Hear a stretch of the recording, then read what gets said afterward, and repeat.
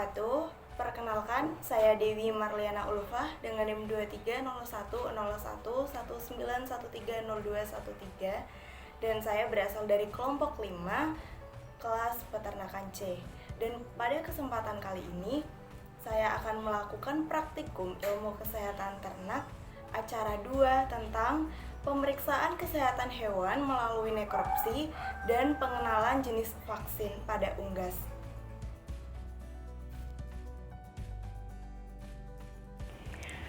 Berdasarkan pemeriksaan kesehatan ternak ayam kampung, dari segi riwayat hidup diperoleh hasil bahwa ayam tersebut berjenis kelamin betina dan berumur 7 bulan.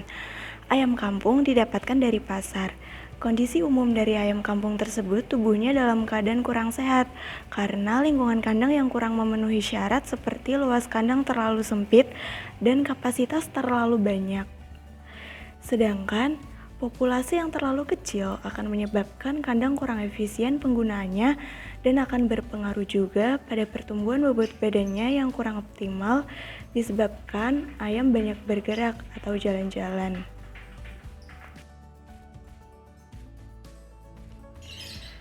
Unggas yang diamati memiliki tingkah laku yang lemah. Hal tersebut disebabkan karena kaki ayam yang terluka. Ayam kampung yang sehat meliputi muka cerah, cengger merah, tidak bercak merah pada bagian kulit, ayam tidak mengantuk, bulu cerah tidak kusam, sayap kuat tidak jatuh, serta kaki tegak dan kokoh. Lantai kandang sebagai tempat berpijak haruslah bersih dan harus dalam keadaan kering.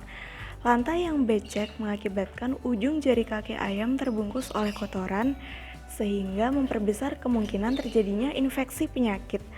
Pada kondisi fisik ternak, bulu unggas merupakan hal yang penting bagi tingkat ketahanan terhadap penyakit. Bulu memiliki peranan penting yaitu untuk membantu menghangatkan tubuh, terbang, identifikasi penyakit, insulasi tubuh terhadap panas dan dingin serta identifikasi defisiensi nutrien.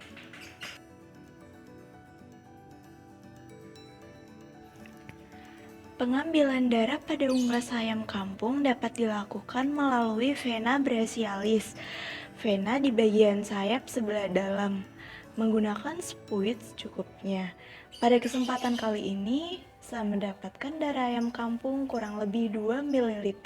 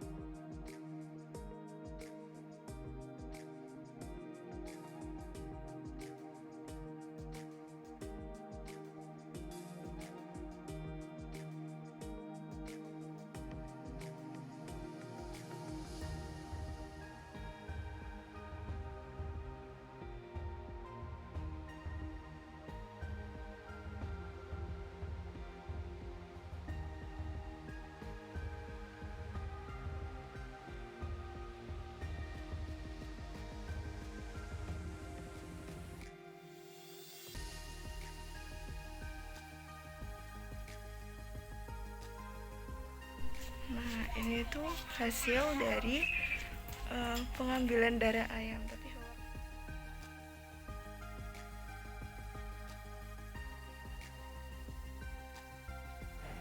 nekropsi merupakan pemeriksaan bangkai secara sistematis yang bertujuan untuk menemukan penyebab kematian, mengkonfirmasikan diagnosis, dan menyelidiki terapi yang gagal jika sebelumnya sudah pernah diobati.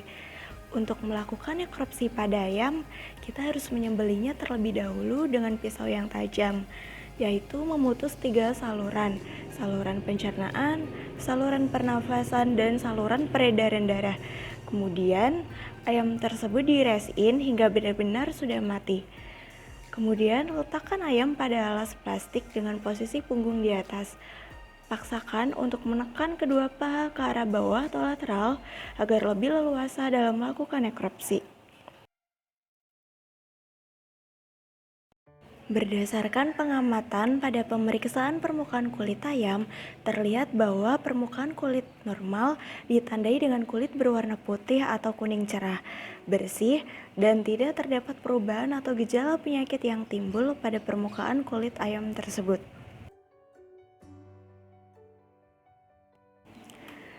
Berdasarkan pemeriksaan pada bagian subkutan, terlihat bahwa kondisi warna dan jaringan bawah kulit menunjukkan hasil jaringan daging bersih dan berwarna cerah normal tanpa ada bercak-bercak.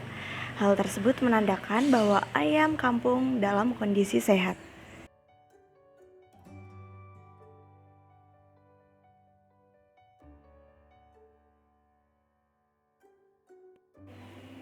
Berdasarkan pemeriksaan pada persendian, terlihat bahwa ototnya tidak nampak membesar, namun terjadi pendarahan pada sayap ayam akibat proses pengambilan sampel darah.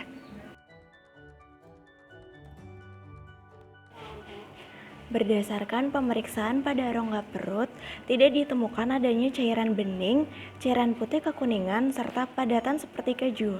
Hal tersebut menandakan bahwa kondisi ayam kampung tersebut dalam keadaan normal.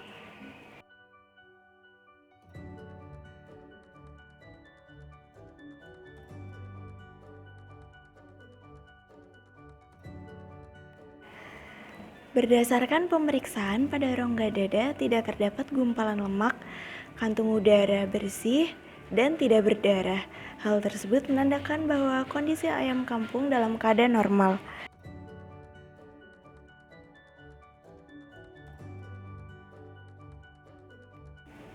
Berdasarkan pada pemeriksaan hati, dapat diketahui bahwa hati tersebut memiliki ukuran normal, berwarna merah kecoklatan, tidak adanya flek-flek kuning, konsistensi kekenyalan, dan terdapat kantong empedu. Hal tersebut menandakan kondisi hati baik. Hati berfungsi untuk menghasilkan empedu.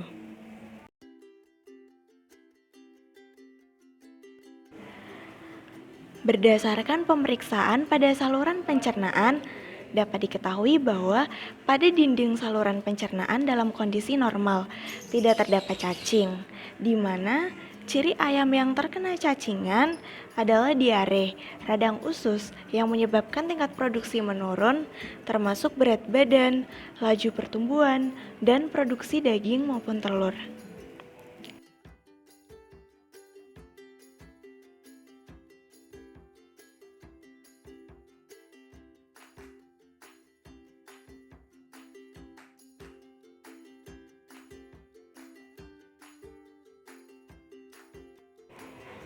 Pada Proventriculus tidak terdapat tanda-tanda penyakit.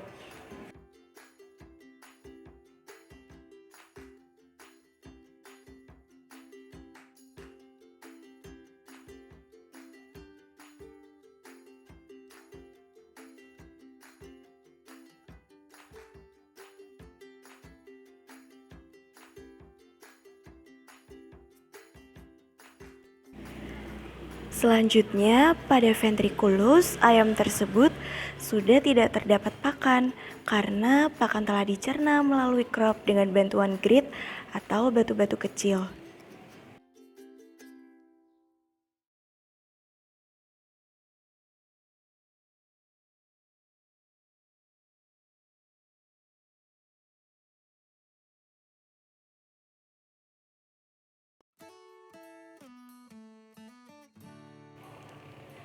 Berdasarkan pemeriksaan organ reproduksi, terlihat bahwa ovarium pada ayam tidak ada yang rusak, oviduct dan uterus tanpa ada luka, vagina normal, serta kloaka bersih dan tidak terdapat kecacatan.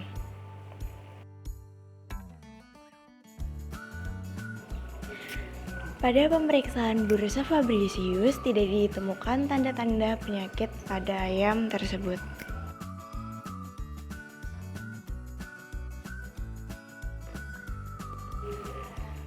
Berdasarkan pemeriksaan paru-paru, pada ayam tersebut berwarna merah, memiliki konsistensi kenyal, terdapat oksigen saat melakukan uji apung yang artinya pernafasan ayam masih baik. Vaksinasi merupakan tindakan memasukkan vaksin ke dalam tubuh ternak untuk melindungi ternak dari penyakit. Vaksin sendiri merupakan mikroorganisme atau agen infeksi yang sudah dilemahkan atau dimatikan dan diformulasikan sedemikian rupa yang digunakan untuk infeksi buatan. Fungsinya ialah menggertak pembentukan kekebalan antibodi pada ternak sehingga dapat mencegah terjadinya infeksi penyakit. Secara umum, berdasarkan sifat hidup agen infeksi yang terkandung dalam vaksin, produk vaksin dibedakan menjadi dua, yaitu vaksin aktif dan vaksin inaktif. Vaksin aktif berisi mikroorganisme yang telah dilemahkan. Jenis-jenis vaksin aktif biasanya dalam bentuk kering beku. Jadi, jika ingin digunakan vaksin tersebut harus dilarutkan terlebih dahulu, yakni dengan menggunakan pelarut berupa larutan dapar, air biasa atau aqua destillata. Vaksin ini jika sudah dilarutkan harus segera masuk ke dalam tubuh ternak. Selanjutnya ada vaksin inaktif. Vaksin inaktif adalah vaksin yang berisi agen infeksi dan telah diinaktivasi dengan pengertian mikroorganisme yang telah dimatikan. Namun, vaksin inaktif masih bersifat imunogenik atau mampu menggertak pembentukan antibodi. Jenis-jenis vaksin inaktif ini berbentuk emulsi atau suspensi karena mengandung adjuvant. Adjuvant merupakan bahan yang bersifat non-antigenik atau tidak berkemampuan merangsang terbentuknya antibodi. Jadi, vaksin tersebut setelah masuk ke dalam tubuh, vaksin inaktif tidak perlu bereplikasi tetapi langsung memacu jaringan limfoid untuk membentuk antibodi. Untuk memahami bagaimana vaksin bekerja, kita perlu memahami bagaimana tubuh melawan penyakit. Ketika kuman seperti bakteri atau virus menyerang tubuh, mereka menyerang dan memperbanyak diri. Serangan ini mengakibatkan infeksi dan infeksilah yang menimbulkan penyakit. Vaksin dapat membantu tubuh dengan membuat kekebalan serupa dengan proses infeksi primer. Setelah infeksi buatan ini berlalu, tubuh akan dipenuhi memori limfosit T juga limfosit B yang mengingat cara untuk memerangi penyakit di kemudian hari. Namun, dibutuhkan waktu sekitar beberapa minggu lagi tubuh untuk seseorang yang baru saja mendapat vaksinasi terinfeksi oleh kuman tersebut. Bukan karena vaksinnya tidak bekerja, namun kekebalannya belum muncul untuk dapat melindungi tubuh dari penyakit. Agar bakteri atau vaksin tersebut tetap bertahan hidup, penyimpanan vaksin harus pada temperatur ruang yang rendah. Semua vaksin yang berupa virus hidup disarankan disimpan pada temperatur ruang di bawah 0. Sedangkan semua vaksin yang berupa bakteri, penyimpanannya tidak diperbolehkan pada ruangan dalam keadaan sampai membeku karena akan merusak antigennya selama proses kristalisasi, sehingga tidak bisa digunakan lagi. Ada beragam cara untuk melaksanakan vaksinasi. Saat ini, metode yang lazim dilakukan diantaranya vaksinasi melalui mata, hidung, mulut, penyuntikan, pakan, minum, dan penyemprotan. Nah, di sini sudah ada gambar dari metode vaksinasi yang bisa kita lakukan. Yang pertama itu ada teknik vaksinasi tetes mata. Vaksinasi tetes mata dilakukan dengan cara meneteskan vaksin ke mata ayam. Kemudian ada teknik vaksinasi tetes hidung. Nah, seperti namanya, vaksin tetes hidung dilakukan dengan cara meneteskan vaksin ke dalam lubang hidung. Kemudian ada teknik vaksinasi tetes mulut. Yang dilakukan dengan vaksin diumpankan ke ayam melalui mulutnya dengan cara dicekok. Pelaksanaan vaksinasi ini sama dengan cara vaksin melalui air minum. Perbedaannya, vaksinasi dilakukan pada ayam secara individu, sehingga setiap ayam mendapatkan dosis vaksin yang sama. Selanjutnya ada teknik vaksinasi tusuk sayap. Nah, pada teknik vaksinasi tusuk sayap atau wingweb, dilaksanakan dengan cara menusukkan jarum di sekitar selaput sayap ayam dari arah bagian dalam sayap. Cara melarutkan vaksin metode ini sama dengan cara melarutkan vaksin melalui tetes mata. Pelarut yang digunakan biasanya pelarut khusus untuk vaksinasi melalui tusuk sayap. Alat yang dipakai dalam vaksinasi ini berupa jarum bercabang 2. Selanjutnya ada suntikan intramuskular dada dan suntikan intramuskular paha. Vaksinasi suntik daging dilaksanakan dengan cara menyuntikkan vaksin ke dalam daging. Biasanya, penyuntikan dilakukan di bagian dada atau paha. Vaksin yang disuntikkan bisa berupa vaksin yang masih hidup atau sudah mati. Cara pencampuran vaksin dan banyaknya air yang dibutuhkan untuk vaksin hidup sama seperti pada vaksinasi melalui mulut. Namun tentu saja vaksinasi dilakukan melalui jarum suntik. Nah, selanjutnya ada suntikan subkutan pada ayam dewasa dan suntikan subkutan pada ayam DOC. Vaksinasi suntik bawah kulit dilaksanakan dengan cara menyuntikkan vaksin di bawah kulit, biasanya di area sekitar leher. Pelaksanaannya sama dengan persiapan melakukan vaksinasi suntik daging.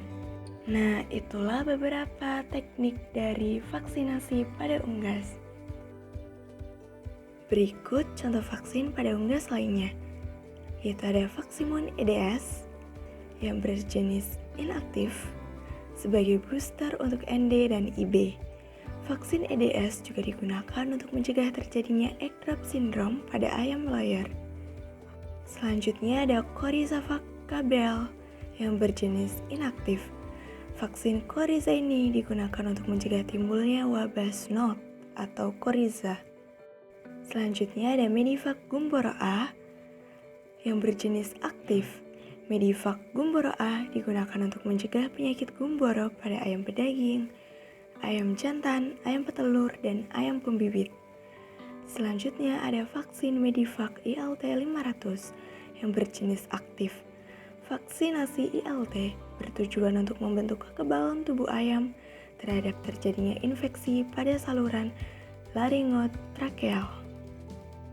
Kesimpulan yang dapat kita ambil pada praktikum kali ini yaitu ayam kampung yang saya gunakan sebagai objek praktikum dalam keadaan lemah karena kondisi kakinya yang luka. Akan tetapi kesehatan secara keseluruhan mulai dari sistem pernafasannya, pencernaan, imunitas hingga reproduksinya dalam kondisi yang sehat. Dan untuk melakukan pencegahan dan pengobatan pada unggas, kita bisa melakukan vaksinasi pada ayam yang dapat dilakukan dengan beberapa metode. Berikut yang dapat saya sampaikan, kurang lebihnya mohon maaf. Wassalamualaikum warahmatullahi wabarakatuh.